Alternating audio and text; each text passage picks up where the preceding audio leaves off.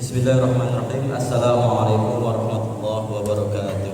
Waalaikumsalam warahmatullahi wabarakatuh. Alhamdulillahilladzi hadana li hadza wa ma kunna linahtadiya laula an hadana Allah. Asyhadu an la ilaha illallah wa asyhadu anna Muhammadan abduhu wa rasuluh la nabiyya ba'dah. Rabbi shrah li sadri wa yassir li amri wahlul 'uqdatam min lisani yafqahu qawli. Amma ba'd. Qala Allah Ta'ala fi kitabil karim, a'udzu billahi minasyaitonir rajim. Bismillahirrahmanirrahim. Yas'alunaka 'anil ahillah qul hiya mawqitu lin-nasi wal hajj. Shadaqallahul azim. Al-ayat. Bapak Ibu jamaah tarawih Masjid Raya Universitas Borobudur, alhamdulillah hari ini kita telah menyelesaikan hari pertama puasa di bulan Ramadan. Mari kita panjatkan doa Bapak Ibu untuk hari pertama puasa kita. Bismillahirrahmanirrahim.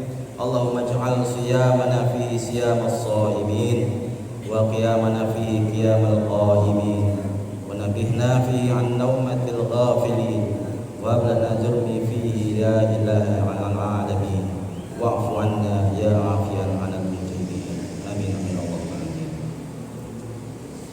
Ya Allah, jadikanlah puasa kami di hari ini sebagai puasa orang-orang yang berpuasa sebenarnya. Salat malam kami di dalamnya sebagai orang yang salat malam sebenarnya. Bangun kami di dalamnya dari tidur orang-orang yang lalai. Bebaskan kami dari dosa-dosa kami, wahai Tuhan semesta alam. Maafkan kami, wahai yang memberi ampunan kepada orang-orang yang berbuat dosa. Amin amin ya rabbal alamin. Bapak Ibu, pada kesempatan malam hari ini izinkan saya menyampaikan kultum singkat saja, insyaallah, membawakan topik terkait dengan fenomena yang sering terjadi di lingkungan kita. Fenomena apa itu? Fenomena berbedanya awal puasa.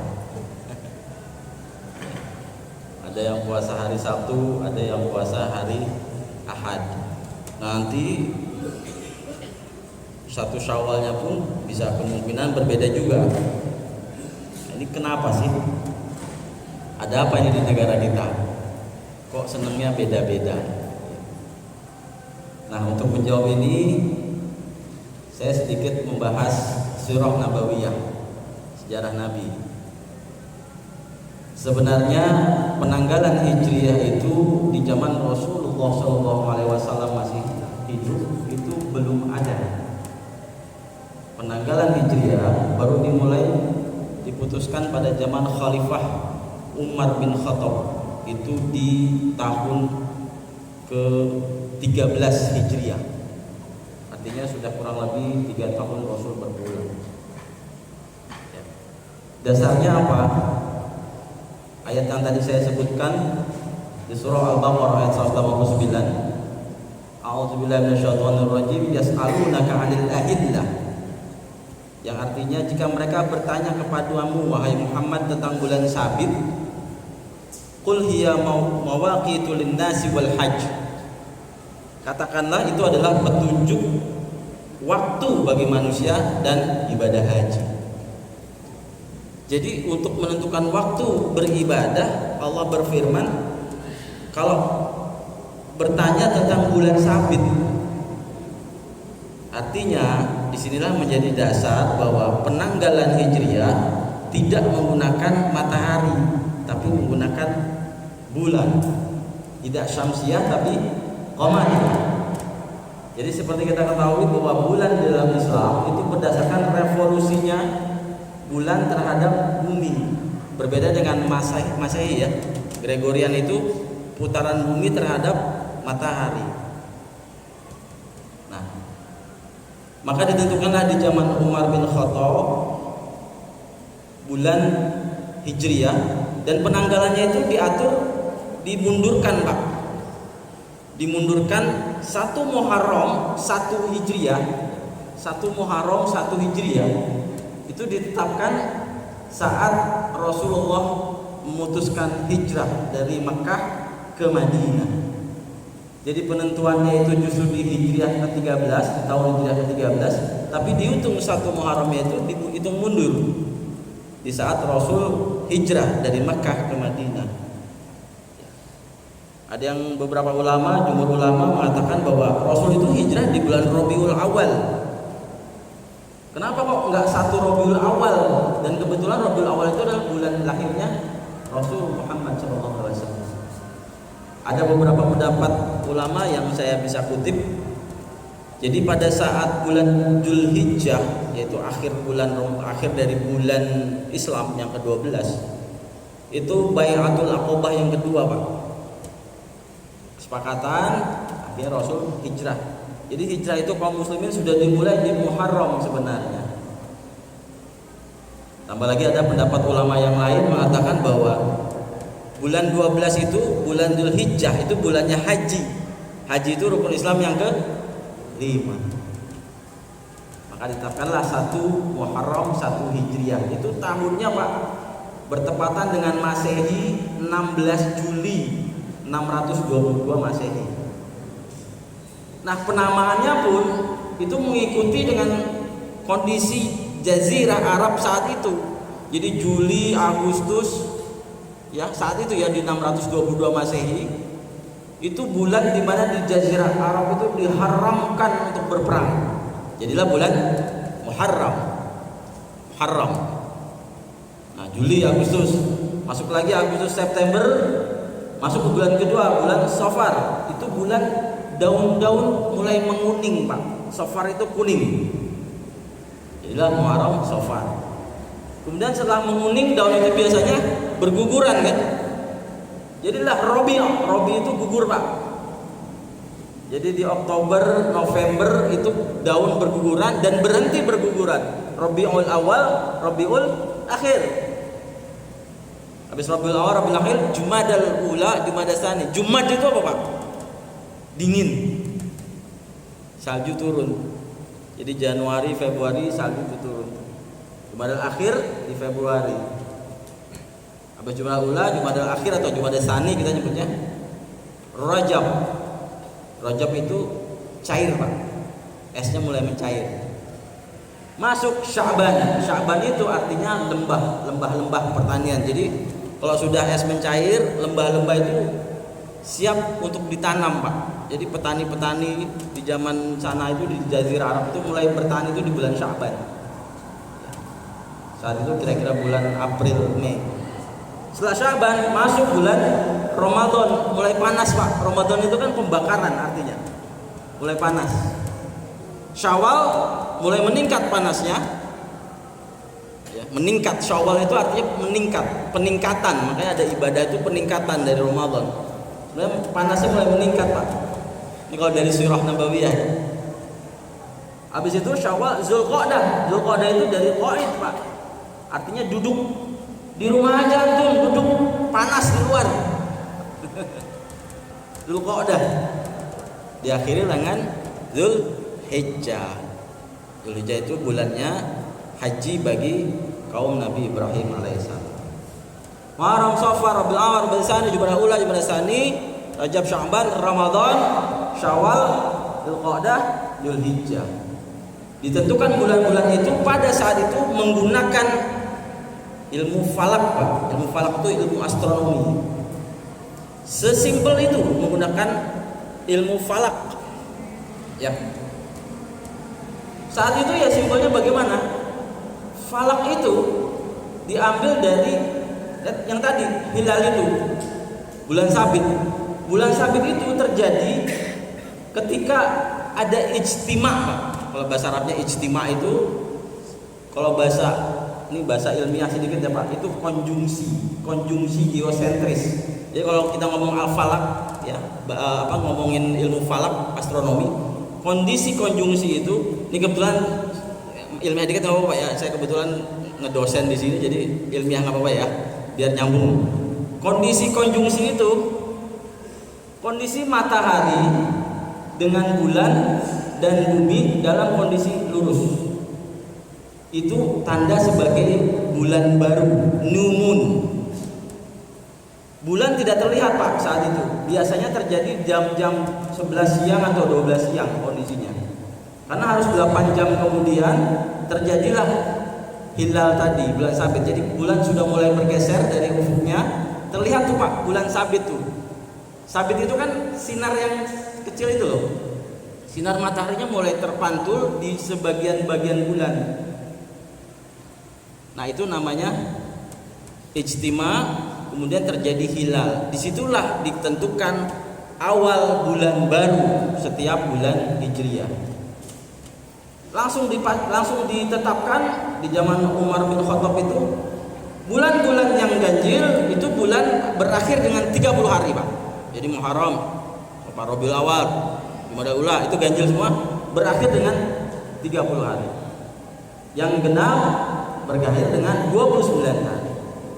Jadi total dalam setahun di bulan Hijriah itu selalu lebih sedikit dari bulan Masehi. Karena hanya 355 sampai 356 hari Pak. Kalau Masehi kan 365 hari kan plus 11 hari. Kenapa lebih sedikit? Karena putaran bulan terhadap bumi dalam satu hari itu, dalam satu bulan kalau ditotalkan itu 29 hari 12 jam 44 menit. Jadi tidak full 30 hari. Sudah ditetapkan. Nah, sampai akhirnya ternyata dalam pemutusan awal bulan ini menentukan ibadah Pak.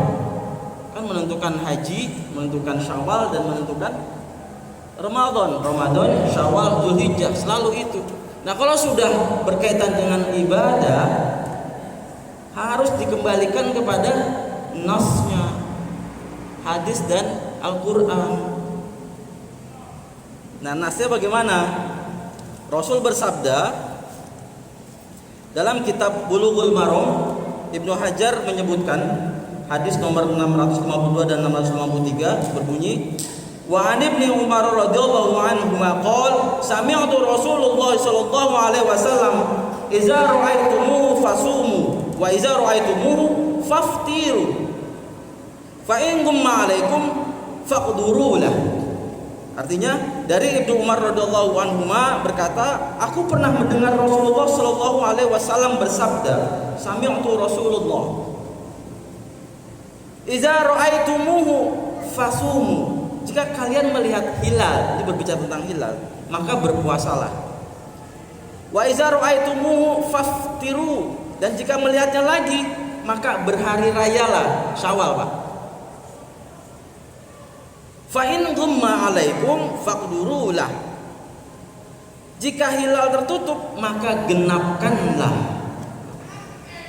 Nah, di sini ada hadisnya yang saya garis bawahi adalah wa iza ra'aitumuhu, jika kalian melihat. Jadi hilal itu harus dilihat Pak. Kalau di fikih berarti falak tadi, ilmu astronomi tadi tidak lagi qat'il hukumnya. Qat'il itu putus tetap. Tapi ini zonni itu masih meraba-raba. Maka kembalikan, kalau meraba-raba ini terkait syariah, kembalikan kepada nasnya, kembalikan kepada hadis.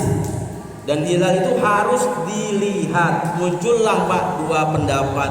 Yang tadi saya sebutkan diceritakan pada zaman Umar bin Khattab itu adalah metode hilal hakiki, wujudul hilal, melihat hilal. Sudah ada hilal, sudah Pak, itu bulan baru, besok berarti hari baru.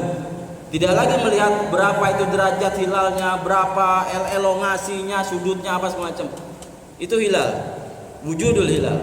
Nah, metode yang kedua muncul, ya, ini yang dipakai oleh kita, yaitu imkanur ru'yah, diamati Pak. Karena tadi ra'aitumu kan harus dilihat, harus diru'yah. Hilalnya itu harus diru'yah, dilihat. Maka dilihatlah pakai teropong, pakai mata telanjang di sekian ratus titik dari timur sampai barat di Indonesia. Dan ditentukan derajatnya. Jadi kalau di astronomi balik lagi, sudut tadi Pak antara matahari, bulan dengan bumi itu ada derajat yang dinamakan derajat elongasi. Derajat elongasi itu kalau mata telanjang kita melihat bulan di horizon yang 0 ini, itu naik dikit Pak. Posisi bulan itu sudutnya dengan mata kita itu sudut elongasi. Nah, yang menggunakan metode imkanur ru'yah itu sekarang sudah harus minimal 6,4 derajat, Pak. Elongasinya ya, bukan ketinggian hilalnya. Ketinggian hilalnya 3 derajat. Nah, inilah Pak yang menjadi ketentuan. Pada saat hilal itu masih di bawah 3 derajat, sudut elongasinya di bawah 6,4 derajat, belum bulan baru. Berarti besok belum puasa. Gitu, Pak.